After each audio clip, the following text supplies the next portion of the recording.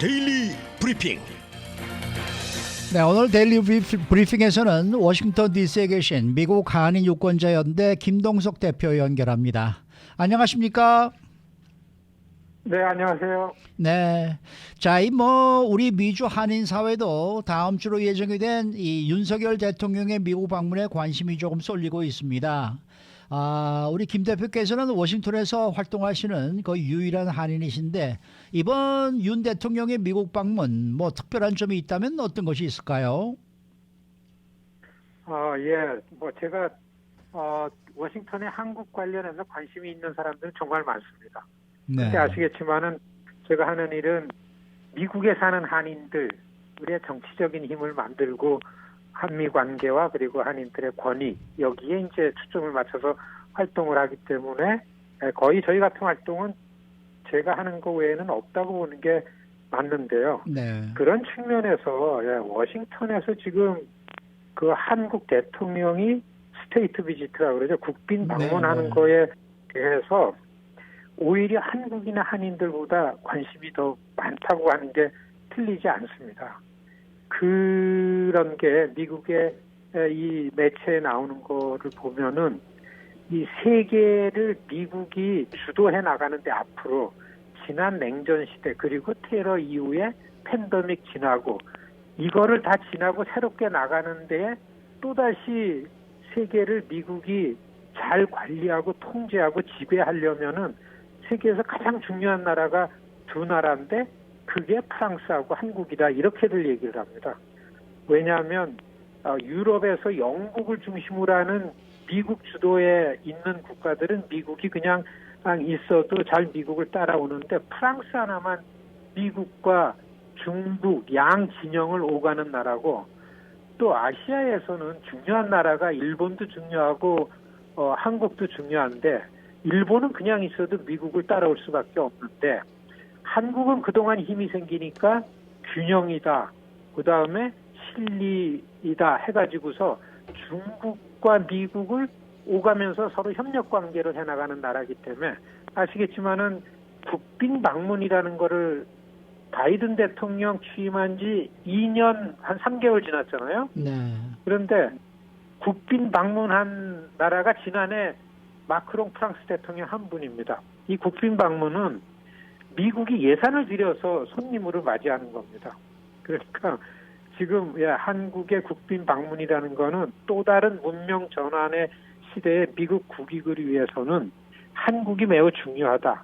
한미일이 중요하다. 북한, 중국, 러시아에 대해서 한국과 일본, 미국이 같은 수준에서 결속이 되는 게 중요한데 한국이 커지고 강국이 되니까 미국이 여기에 대해서 좀 염려하기 때문에 한국과의 관계를 결속시키는 측면에서 미국 초청에 의한 국빈 방문 이것이 이번 윤석열 대통령 미국 방문에 있어가지고 이전에 한국 대통령 방문과에 비해서 굉장히 특별한 의미가 있다. 그래서 워싱턴 이너서클에 있는 전문가들이 관심을 많이 다음 주 관심이 집중되고 많이 갖고 있다. 보여집니다. 네네. 말씀하신 것처럼 국빈 방문의 형식은 흔하지가 않는데 이번에 국빈 방문은 어떻게 성사가 되었나요? 되게 보면은 객관적으로 옆에서 보면은 한국에서도 요청을 분명하게 했지만은 미국에서도 적극적으로 받아들인다 이런 이제 분위기에서 성사가 됐죠. 지난 2월인가 한국의 윤석열 대통령이 유럽 방문을 했었습니다. 네. 미국을 방문하는 것보다 유럽 쪽을 먼저 가셨는데 그때 중국에 대해서 미국이 긴장하는 긴장도만큼이나 미국이 굉장히 다급해가지고 일본 기시다 총리를 먼저 가지고 회담을 했어요. 그러니까 한국에서도 미국과 일본이 벌써 저만큼 가는데 윤석열 대통령의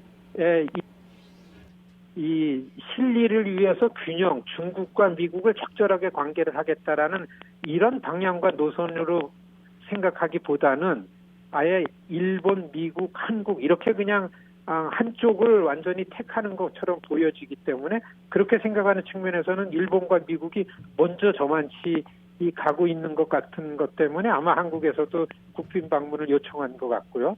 미국에서는 한국의 기업들 공급망 확보에서는 너무 중요하니까 이게 서로 맞아떨어져 가지고 공식 방문도 아니고 실무 방문도 아니고 국빈 방문이라는 이 격을 높여가지고 방문하는 거가 되죠. 그동안 국빈 방문은 미국 국익에 의해서 한국 대통령들을 여러 번 초청했습니다. 이번이 7번째인데요.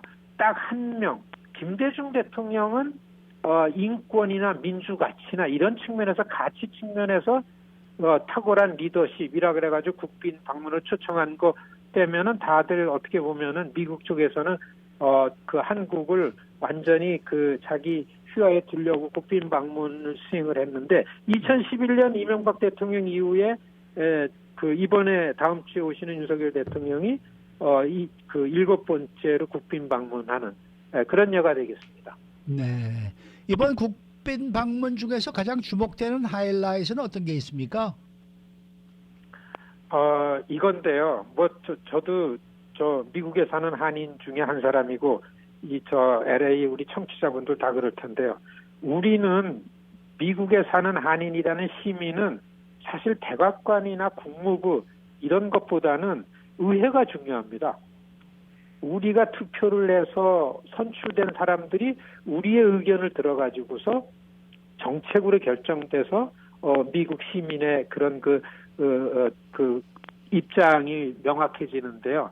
물론 가장 우리 입장에서 볼 때 가장 중요한 하이라이트는 상하 양원 합동회의에서 연설을 하는 겁니다.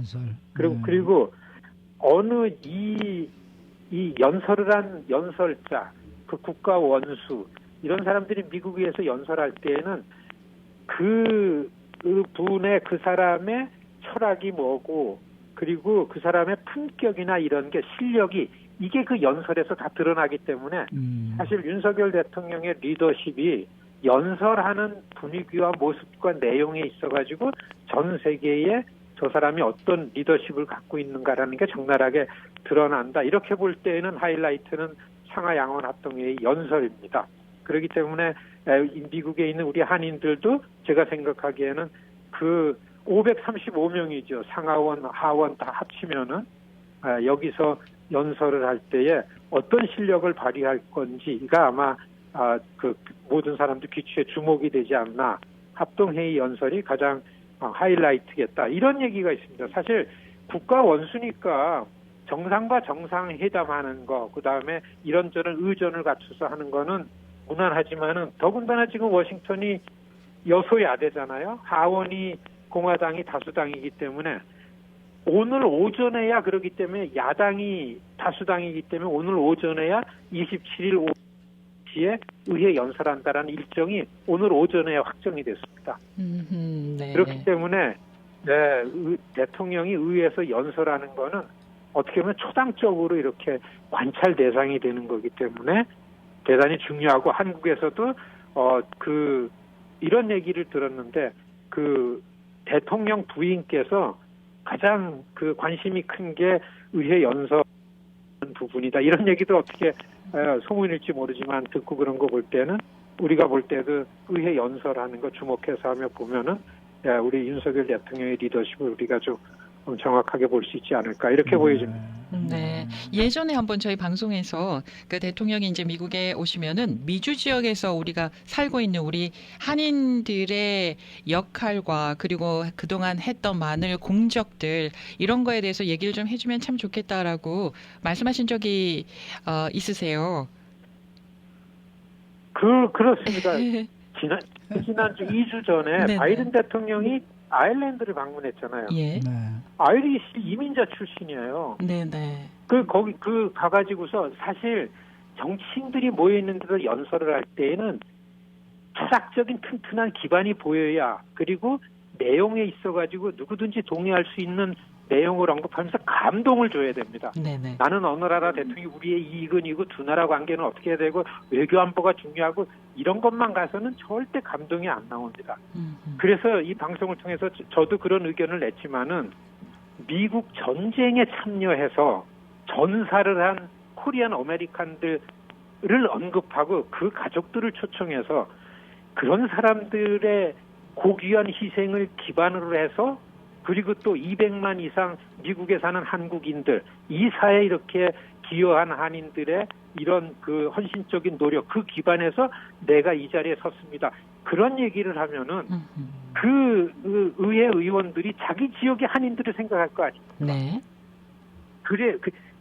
그런 철학, 미국의 시민사회에 관해서 시민으로 사는 200만 이상 한인들을 기억하고 있다라는 이런 얘기를 안 하는 사람이 없습니다. 네타냐후 이스라엘 총리가 와서 수도 없이 연설을 할 때는 아메리칸 주의시들 얘기를 너무나 반복해서 강조를 합니다. 그게 더 강력한 무기가 되기 때문에 그렇죠. 지렛대가. 네네. 이익관계 때문에 한미 관계가 중요하다 그래서는 금방 관계가 틀어질 수가 있습니다. 그렇지만 한국은 미국 이익이 중요하기 때문에 한국이 중요한 게 아니라 미국에서는 미국에 사는 한인들의 형제 자매가 한국에 살고 있기 때문에 이익과 관계없이 거기는 우리나라랑 마찬가지다. 이런 관계를 만드는 게 옳다고 보고요. 다들 그렇게 만들려고 아일랜드랑 미국이랑 관계를 하나로 만들면서 바이든 대통령이 2주 전에 아일랜드 가가지고 내 뿌리는 여기에 있습니다. 이런 얘기를 합니다. 예. 여기다 모든 것을 내려놓고 우리는 이주민으로 할 수 없이 미국에 가서 뿌리를 내고 이렇게 살았습니다. 우리가 20년 후, 30년 후 어떻게 보면 그거보다 더 빨리 코리안 아메리칸이 미국의 지도자가 돼서 이렇게 할지 아무도 모르는 거 아닙니까? 그렇죠. 그러니까 두 나라의 관계는 코리안 아메리칸과 미국 시민권자로 한국에 사는 사람들이 가장 기본으로 관계다라는 것. 저는 한국의 정치 지도자들이 이거를 깨달아야 된다고 봅니다. 자꾸 한미 관계 속에서 미국의 동포를 한국에가 관리하는 한국의 국적 갖고 있는 사람처럼만 취급하면은 오히려 관계가 약해진다. 이런 의견을 강하게 이때를 통해 가지고 내고 싶다. 이런 말씀을 드립니다. 그러면 이번은 상하 양원 합동회의 연설에 그 내용에 담길 수 있을까요? 담겼으면 좋겠는데요. 그럼 기대하고 있습니다. 네. 다들 기대해보고 네네. 코리안 아메리칸. 우리는 네. 그런 입장에서 이거를 관찰하고 이렇게 살펴봐야 된다. 그렇게 생각합니다. 네. 이번에 예전에는 항상 대통령께서 미국을 방문하시면은 어디 한 도시를 들려서 그쪽에 한인들과 한번 그 자리를 마련하고 그랬었는데 이번에 어디 스타버버를 하시는 데가 밝혀졌나요? 확정이 됐는지 모르겠네. 24일 날 도착해서 29일, 30일 돌아가시는데 네. 그 버지니아에서 한인들하고 만나고 제가 알기로는 그 보스턴을 가십니다. 알겠습니다. 보스턴에 있는 한인들과 만나게 되지 않을까. 그렇게 보여집니다. 한인들이 가장 많이 사는 LA를 들려야죠. 오늘 말씀 잘 들었습니다. 네네, 안녕히 계십시오. 네네. 지금까지 미국 한인 유권자연대 김동석 대표와 함께했습니다.